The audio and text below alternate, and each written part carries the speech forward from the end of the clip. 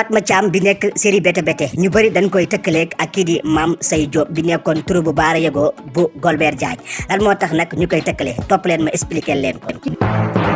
ci kaw nag ngeen seen moom mooy Mame Saye nag mi ngi nekkoon ci turu bu Golbert Diagne turu bu Baara Yago lan moo tax ñoom ñaar ñoo tëkkale nag ñoom ñaar dañoo gis dañoo nuroo seen teint noir nuroo ba pare nag ni ñuy waxee teg laa ilaaha illallaah yow ma dañ la Baara Yago laa ilaaha illallaah ay yow ñii ñoo ñome yàlla waaye yow mag lii na ñaata li maam tànku caay-caay jooju lañ ma taxawoo. Dieynaba lépp lu am si yow wax ma ko ndax diggante ndey ak doom la. Dieynaba mbaa wóolu nga sa bopp ndax dig ma siggil. déedéet yow dafa waxoo di bu xalaat dee am kat ñoom ñoo war a xalaat seen digganteeg yàlla waaye yow defoo ci waxoo ci ñoo kay ñoom ñoo war a ci seet seen digganteeg yàlla nañu koy defee waaye yow kay doo ci dara ay yéen man ñii ñoo yegg lii de fi la bët yam foo mari yow noo déggee loolu yëpp foo ko yëgee Mame Saye Diop nag jamono ji muy joué théâtre ni ñu bëggee Soumboulou jamono ji ak ay Marichou ak yeneen actrice moom jamono noonu la ko bëggee woon moom ak ki nga xam ne nag moom mooy Marie Madeleine yéen a ngi fàttali ko jamono jooju moom nag bi mu génnee àdduna ak léegi war na def 12 ans wala 11 ans ndax yàgg na trop waaye jamono ji muy joué théâtre ñu bëri ko bëggoon parce que dafa nekkoon benn jigéen bi nga xam ne ni dafa calme woon dafa daloon aussi ni mu doon waxee dafa neexoon ñëpp maanaam daf sa façon de parler moo neexoon ñëpp nag loolu nag moo dal Fatma Thiam bi nekk série Bété Bété maanaam rafet nan li ñuy waxee nuroo na aussi seen teint noir aussi benn la mu nekk Mame Saye ak ki nga xam mooy Fatma Thiam moo tax comparaison bi ñu bëri ñu ngi wax sax est-ce que Mame Saye Diop moom jur ki nga xam ne nag moom mooy Fatma Thiam nekk série Bété loolu nag wax dëgg yàlla amaguma ci lu leer ba xam ñoom ñaar am na lien de parenté wala bokk na wala bokkuñ waaye en tout cas moom seen ressemblance ñëpp ñu ngi koy wax bu baax a baax moom mii de Mame Saye Diop nag bi nga xam moo nekkoon groupe bu Baara Yago nekkoon tamit animatrice ci rajo Ndar boobu daana fa yor benn émission bu tuddoon kër gi bi nga xam ne si daa wax wàllum diabétique yeeg ak maladie yi nga xam ne daa am ci biir kër yi mu nekkoon nag benn actrice bi nga xam ne nii ñu bëri la neexoon ñu bëri ñoo ko soppoon xam naa xale tey nag ñu bëri duñ ko mën a xam parce que nag boo xoolee moom jamono ba muy théâtre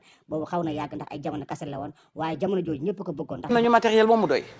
xale yi jekk nañu macha allah waaye mënuñu sol xàmme wu ñu yére waalikaayu xew ak yére demukaayu marché. kon na aussi conseillère municipale foofu noonu ca Ndar te daana am tamit ay prix yu bëri ndax moom animatrice la woon foofu noonu ca rajo RTS bu nekkoon Saint-Louis te dafa def ay émissions yi nga xam ne daa jëm ci wàllum santé te aussi dañ jàppale jigéen ñu bëri maanaam Mame Saye ay jamonoom da koo marqué woon bu baax a baax yamutoon ke ci théâtre da daa bind aussi ay téléfilm yu am njariñ lool moom mii di Mame Saye. kon nag fii la ñuy yem ak yéen ñu leen di wax ni bu leen fàtte abonné te bës cloche de notification bi te ngeen wax ñu ci commentaire yi yéen artistes ak yéen star ngeen bëgg ñu indi leen seeni jaar-jaar kon nag fi la ñuy yem ak yéen ba beneen yoon ak Authentique Pro.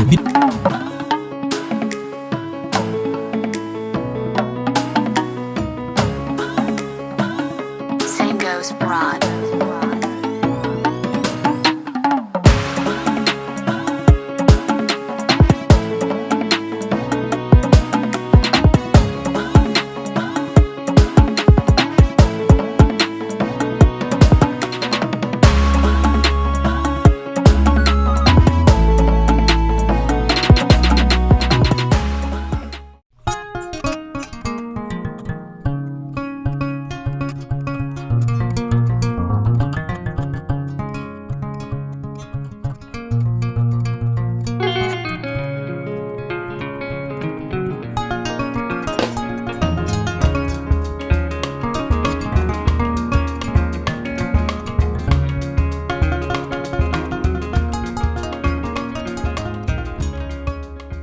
C'est Madame Gaye,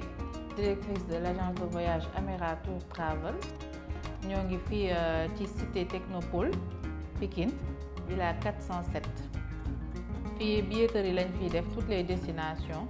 dañuy def réservation d'hôtel dañuy def attestation de billet dañuy def assistance visa toute destination aussi circuit touristique Umra Hajj tout ce qui est visa aussi dañ koy toppatoo location de voiture dañ koy def ak les prestations de service ku ñu soxla mën nga ñëw woo ci 77 521 64 12 même chose mooy dox pour WhatsApp bi